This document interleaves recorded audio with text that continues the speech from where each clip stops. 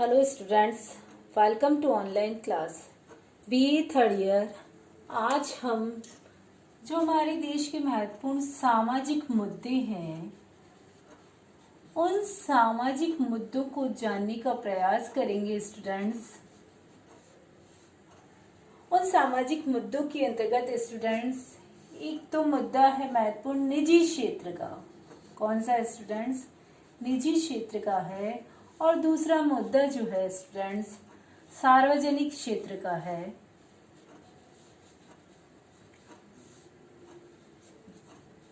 तो ये दोनों ही मुद्दे या तो स्टूडेंट्स टिप्पणी के रूप में आ जाते हैं कि निजी क्षेत्र की अवधारणा पर एक टिप्पणी का उल्लेख कीजिए, सार्वजनिक क्षेत्र की अवधारणा पर टिप्पणी लिखिए।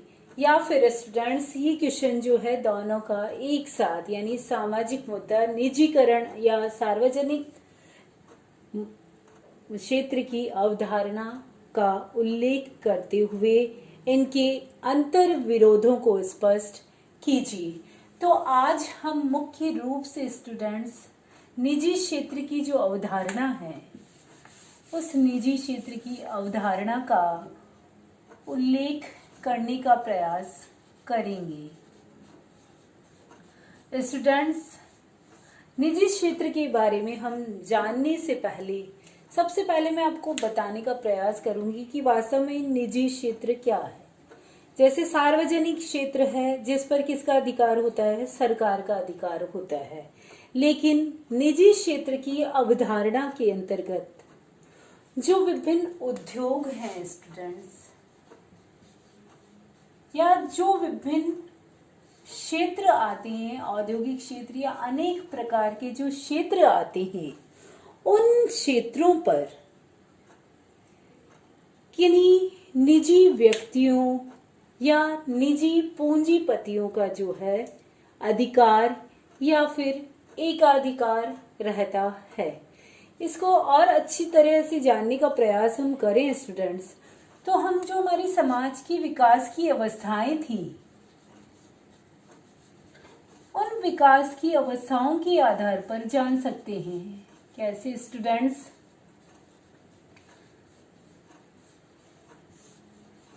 हमारे समाज की विकास की जो है मुख्य रूप से कितनी अवस्थाएं रही हैं स्टूडेंट्स? 4 अवस्थाएं रही हैं। कितनी अवस्थाएं रही है? 4। पहली जो अवस्था थी स्टूडेंट्स उसके अंतर्गत व्यक्ति क्या करता था? शिकार एवं फल फूल इकट्ठा करके अपना जीवन यापन करने का प्रयास करता था। यानी शिकार करना, फल फूल कंद मूल इकट्ठे करके। तो ये इसमें निजी तरह की भावना व्याप्त नहीं थी। इसके अंतर्गत क्या था? एक अकेला व्यक्ति जो है स्टूडेंट्स वो शिकार नहीं कर सकता था। उसके लिए एक से अधिक लोगों की आवश्यकता थी। तो वो लोग गोत्र के रूप में इकट्ठे होकर रहते थे। तो सब कुछ जो शिकार होता था या फल फूल जो इकट्ठे किए जाते थे जीवन यापन के लिए उन सब पर स्टूडेंट सभी का सामूहिक रूप से अधिकार होता था। यानी निजी कुछ नहीं था, सब कुछ क्या था? सामूहिक था। धीरे धीरे स्टूडेंट्स जब दूसरी अवस्था आई तो दूसरी अवस्था के अंतर्गत जो है पशुपालन प्रारंभ हुआ।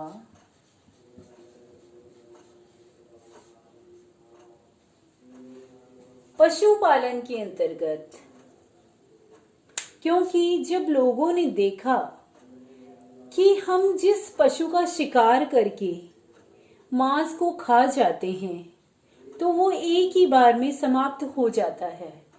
लेकिन यदि इन पशुओं को, इन जानवरों को हम पाल लें तो उससे बहुत अधिक समय तक हमें इनसे लाभ प्राप्त हो सकता है।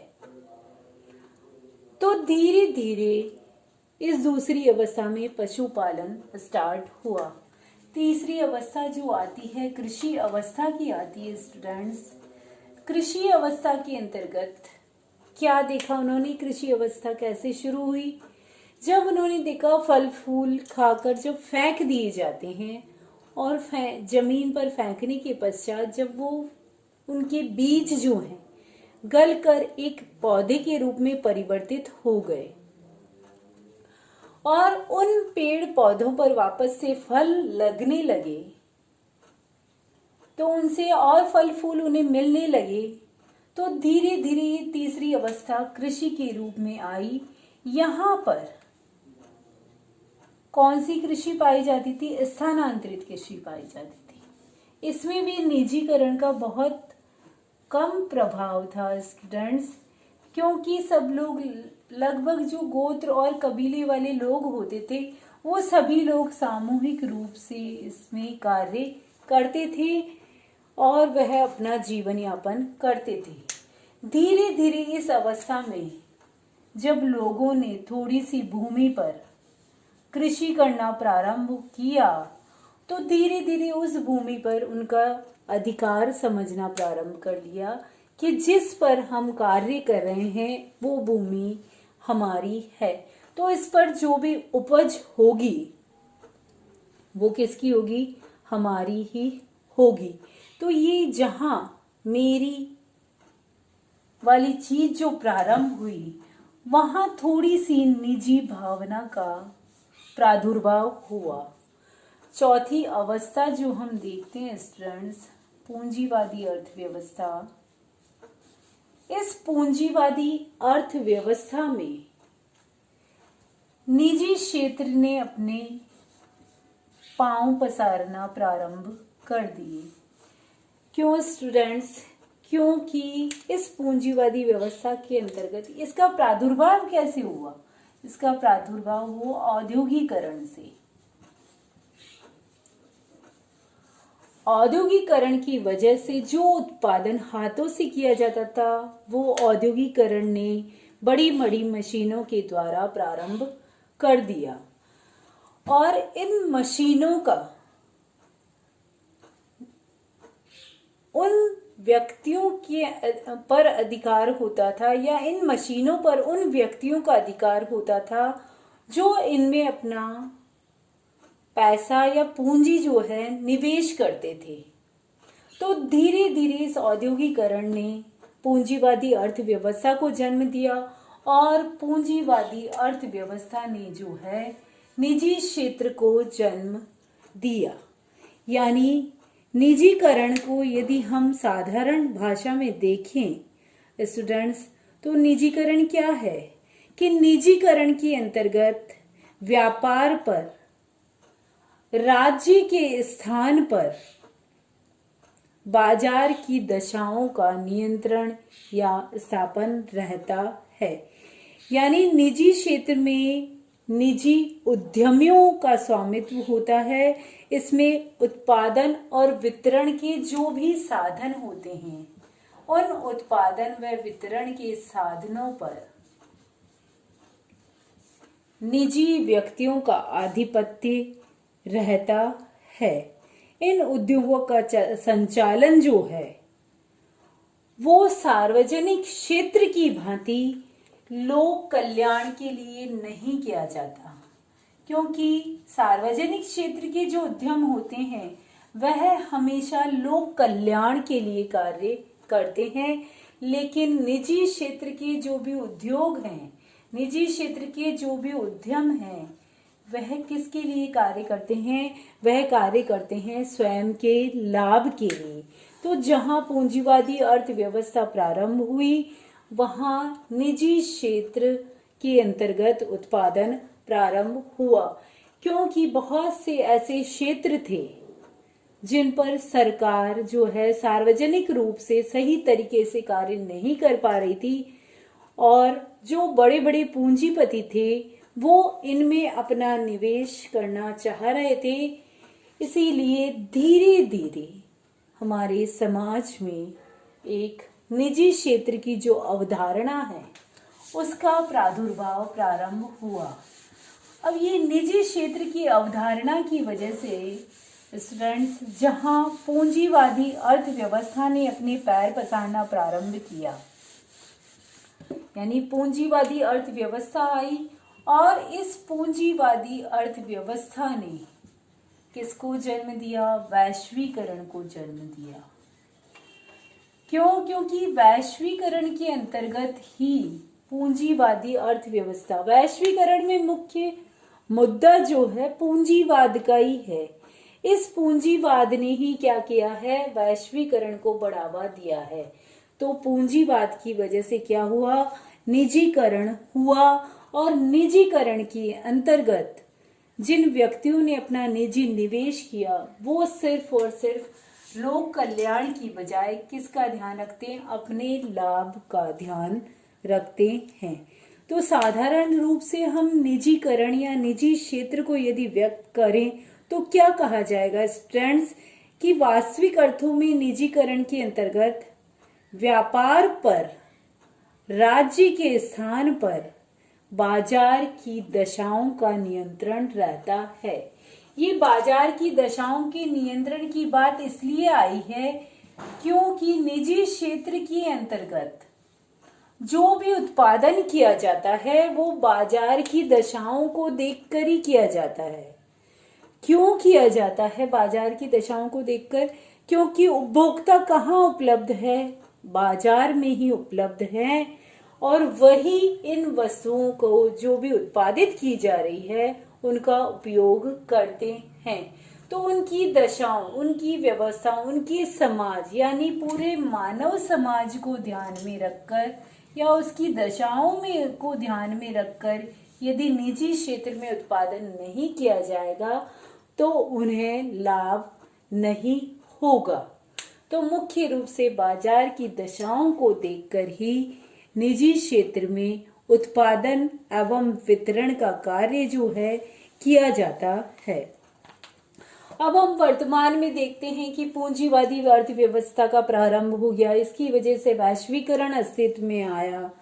वैश्वीकरण के अस्तित्व में आने से निजीकरण की जो अवधारणा को बल मिला, उस निजीकरण की वजह से स्टूडेंट्स क्या क्या लाभ हुए, यानी निजी क्षेत्र में विभिन्न उद्योगों के आने से कौन से लाभ हुए, उन लाभों की चर्चा हम करेंगे स्टूडेंट कि निजीकरण के लाभ कौन से हैं। पहला तो है कार्य कुशलता में सुधार। किसमें? कार्य कुशलता में सुधार हो। क्यों हो रहा है स्टूडेंट्स? क्योंकि निजी क्षेत्र के अंतर्गत जो भी व्यक्ति कार्य करता, जो श्रमिक कार्य करता है, उसको जो जीवन यापन के लिए तनख्वाह या परिश्रम का लाभ जो दिया जाता है वो उसकी कुशलता के आधार पर दिया जाता है। इसकी बजाय जो सार्वजनिक क्षेत्र हैं स्टूडेंट्स, उन सार्वजनिक क्षेत्रों में क्या किया जाता है? उस सार्वजनिक क्षेत्र के अंतर्गत कार्य कुशलता को इतना महत्वपूर्ण नहीं माना जाता है। उसमें जो भी व्यक्ति एक बार कार्य करने लग गया, वो कार्य कर रहा है, तो उसमें कार्य कुशलता को नहीं देखा जाता है। इस वजह से वर्तमान में निजीकरण के अंतर्गत जो है कार्य कुशलता में सुधार संभव हुआ है। दूसरा है राजनीतिक हस्तक्षेप का अभाव। यदि कोई भी निवेश निजी क्षेत्र के अंतर्गत किया जा रहा है तो उसमें राजनीति या सरकार का किसी भी प्रकार का कोई भी हस्तक्षेप नहीं होता है। क्यों नहीं होता है? क्योंकि सरकार तो अपने उद्योगों के अंतर्गत ऐसे लोगों को भी रख लेती है जो कि अनुभवहीन होते हैं, ऐसे को भी नियुक्ति दे देती है। क्यों? क्योंकि राजनीतिक दबावों की वजह से। लेकिन निजी क्षेत्र में इस तरह का कोई भी राजनीतिक दबाव नहीं होता है। तीसरा जो महत्वपूर्ण लाभ आता है स्टूडेंट्स निजी क्षेत्र की वजह से, ये हम लाभों की चर्चा कर रहे हैं। तो तीसरा जो आता है वो आता है अल्पकालिक सोच का, कि सरकार जो भी कार्य करेगी वो क्या सोचकर करेगी। चुनाव आने वाले हैं, उसमें हमको प्रॉफिट होना चाहिए, हम जीतना चाहिए, ऐसा सोचकर कार्य करती है। लेकिन निजी क्षेत्र के जो उद्यम हैं वो इस प्रकार से कार्य नहीं करते हैं। वो ये सोचकर कार्य करते हैं कि यदि हम किसी भी वस्तु का उत्पादन अच्छी तरीके से करेंगे, सही तरीके से करेंगे, तो हमारे आने वाले लंबे समय तक उसका जो लाभ है वो हमें प्राप्त होता रहेगा। शेयर धारक, यदि निजी क्षेत्र में उत्पादन सही तरीके से नहीं होगा तो उसके जो शेयर धारक हैं, जिन्होंने उसके शेयर्स को खरीदा हुआ है, वो भी क्या करेंगे, कुशलता पूर्वक कार्य नहीं करेंगे, क्योंकि निजी फर्म पर हमेशा शेयर धारकों का दबाव होता है कि वह कुशलता पूर्वक कार्य करे। क्योंकि शेयर धारक यदि उस निजी कंपनी में लाभ नहीं होगा तो शेयर धारक क्या करते हैं, अपने शेयर्स जो हैं उन निजी कंपनियों से अलग कर लेते हैं। वर्तमान में जो है बढ़ती प्रतिस्पर्धा,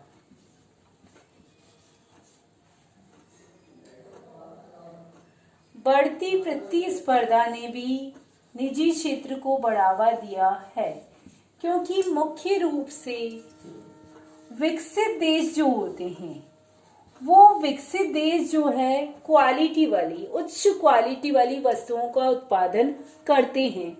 तो इस संबंध में जो विकासशील और अल्प विकसित देश है, वह विकासशील और अल्प विकसित देश जो हैं वो इस प्रतिस्पर्धा में टिक नहीं पाते हैं, और उनके यहाँ की जो विकासशील और अल्प विकसित देशों की जो उत्पादन की हुई चीजें हैं वो बाजार में प्रतिस्पर्धा में टिक नहीं पाती है। तो इस बढ़ती प्रतिस्पर्धा की वजह से ही वर्तमान में अनेक उद्योगों को निजी क्षेत्र के अंतर्गत दे दिया गया है। तो इस प्रकार से निजी क्षेत्र के अंतर्गत जाने से कौन कौन से लाभ, कार्य कुशलता में वृद्धि के साथ साथ इस बढ़ती हुई प्रतिस्पर्धा में हमारे उत्पादन को, यानी हमारे देश को उत्पादन को यदि टिकने देना है, यदि वैश्वीकरण को बढ़ावा देना है, तो इसके लिए हमें निजी क्षेत्र को बढ़ावा देने की आवश्यकता है। किंतु स्टूडेंट्स, वर्तमान में हमने देखा कि प्रतिस्पर्धा बढ़ रही है तो निजी क्षेत्र की आवश्यकता है, किंतु कभी कभी इस निजी क्षेत्र की वजह से अनेक बार देश को या सरकार को जो है विभिन्न प्रकार की हानियां भी उठानी पड़ती है, या निजी क्षेत्र के कुछ दोष भी हैं जिन्हें हम निम्न बिंदुओं के द्वारा देख सकते हैं। सबसे पहला दोष जो आता है स्टूडेंट्स निजीकरण का, वो आता है एकाधिकार का या प्राकृतिक एकाधिकार। यदि किसी भी उद्योग का निजीकरण कर दिया जाता है तो उस पर किसी एक उद्योगपति का, पूंजीपति का जो है एकाधिकार हो जाता है, और उस एकाधिकार की वजह से ही जो भी लाभ प्राप्त होता है वह केवल उस स्वयं के पूंजीपति का ही होता है। यानी निजी क्षेत्र में जो एकमात्र फर्म होती है वह फर्म ही क्या करती है, उस वस्तु का उत्पादन करती है, और उस वस्तु से जो लाभ प्राप्त होता है वह उस पर अपना एकाधिकार समझती है। और एकाधिकार समझने के साथ साथ स्टूडेंट्स जो पूंजीपति होते हैं, जो निजी क्षेत्र के उद्यमी होते हैं, वो क्या करते हैं, श्रमिकों का शोषण करते हैं, क्योंकि उस लाभ के अंतर्गत जो श्रमिकों का जो हिस्सा होता है वो हिस्सा वो उन श्रमिकों को नहीं देकर स्वयं हड़प कर जाती है।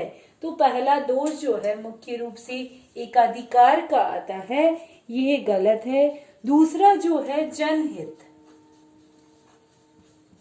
निजी क्षेत्र की अवधारणा के अंतर्गत जैसा कि मैंने आपको बताया, लोक कल्याण या जनता के कल्याण का किसी भी तरह से कोई भी ध्यान नहीं रखा जाता है, क्योंकि ऐसी अनेक इंडस्ट्रियां हैं जो जनता की सेवा के लिए महत्वपूर्ण कार्य करती है, जैसे स्वास्थ्य और शिक्षा और नगरीय परिवर्तन।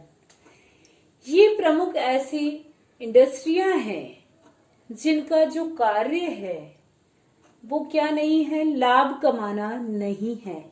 तो ऐसी इंडस्ट्रियों को निजी क्षेत्र के अंतर्गत नहीं दिया जाना चाहिए। नेक्स्ट जो आता है दोष, वो आता है स्टूडेंट्स संभावित लाभांश से वंचित। किससे वंचित? संभावित लाभांश से वंचित। अर्थात भारत की ऐसी अनेक कंपनियां हैं जो लाभ से चल रही हैं। अर्थात इसका अर्थ ये है कि सरकार ऐसी कंपनियों का निजीकरण कर रही है जो वर्तमान में लाभ में चल रही हैं। तो ऐसी कंपनियों का निजीकरण नहीं किया जाना चाहिए, बल्कि सरकार के द्वारा ऐसी कंपनियों का निजीकरण किया जाना चाहिए जो वर्तमान में लाभ में नहीं बल्कि हानि में चल रही, जिससे कि क्या हो, वो यदि निजीकरण के हाथों में चली जाए, निजी उद्यमों के हाथों में चली जाए, तो वहां व्यक्ति जो है, निजी व्यक्ति जिसका कि उस पर एकाधिकार होगा, वो उसमें लाभांश को देखकर कार्य करवाना प्रारंभ करेगा। तो इसीलिए सरकार को ये आवश्यकता है कि वर्तमान में जिन कंपनियों से लाभ हो रहा है उन कंपनियों को निजीकरण के हाथों में ना दे। चौथी महत्वपूर्ण दोष या हानि जो आती है स्टूडेंट्स, वो ये आती है निजी एकाधिकार की समस्या।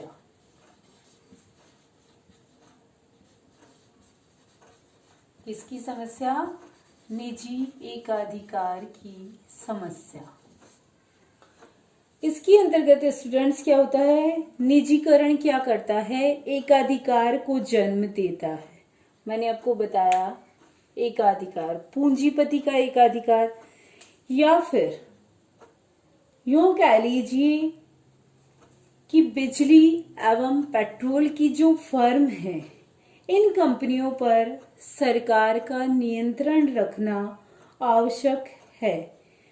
अन्यथा क्या होगा, ये कंपनियां जो है पेट्रोल से संबंधित और बिजली से संबंधित, यदि इनका निजीकरण कर दिया जाता है स्टूडेंट्स, तो एक उपभोक्ता जो है, उस उपभोक्ता का अत्यधिक मात्रा में शोषण या जनता का अत्यधिक मात्रा में शोषण प्रारंभ हो जाएगा।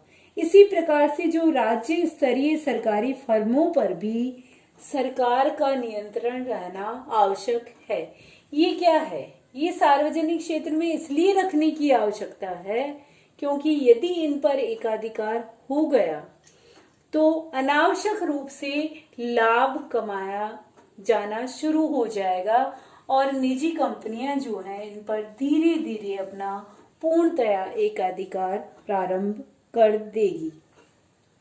अंतिम और लास्ट दोष जो आता है स्टूडेंट्स किसका, निजीकरण का या निजी क्षेत्र का, वो आता है फर्मों की लघु अवधि।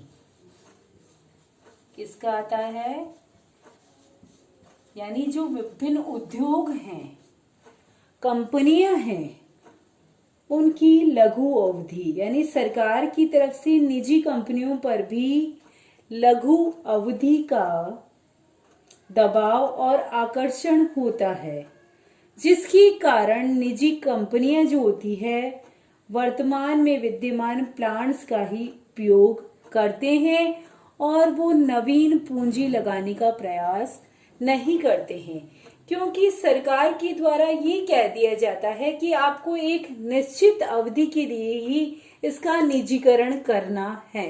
तो वो उस अवधि तक ही अपने आप को सीमित रखती है। यानी फ्यूचर में यदि वो चाहती है कि उसमें निवेश करे तो वो ऐसा नहीं करती है। इसका कारण है सरकार के द्वारा दिया गया उनको शॉर्ट टाइम, यानी लघु अवधि के अंतर्गत उन्हें जितने कार्य करने, जितना लाभ कमाना है, वह उसी के अनुसार अपनी पूंजी का निवेश करेगी। यानी लॉन्ग टर्म के लिए, यानी लंबे समय के लिए यदि वह चाहे तो अपना निवेश नहीं कर पाएगी। तो ये कुछ मुख्य दोष हैं स्टूडेंट्स, जिसकी वजह से वर्तमान में निजीकरण की अवधारणा के अंतर्गत कुछ दोष उत्पन्न हो गए हैं।